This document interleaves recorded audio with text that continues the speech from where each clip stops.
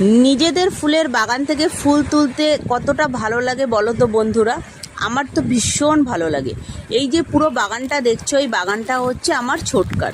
ছোটকা বলতে আমার ছোট কাকা। এইখানে যতগুলো গাছ আছে সব গাছগুলো কিন্তু আমার ছোট কাকি নিজের হাতে লাগিয়েছে। দুই একজন আছে যারা গাছ লাগালে পরে তাদের হাতে কিন্তু ফলনটা খুব ভালো হয়। তার মধ্যে আমার কাকি একজন, তোমরা গাছ দেখেই বুঝতে পারছো।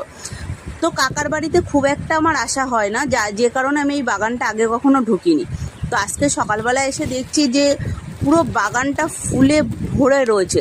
আমি আর লোভ সামলাতে পারিনি, কাকিকে গিয়ে বললাম, কাকি ফুলের শাড়িটা আমার কাছে দাও, আমি ফুলগুলো তুলে নিয়ে আসি। কাকি দুই একবার আমাকে না না বললো, কারণ ফুলের বাগানে কিন্তু মশা থাকে, তার জন্য না বলেছিল। তো আমি বললাম ঠিক আছে, কোনো সমস্যা হবে না, তুমি দাও, একদিন তো তুলবো।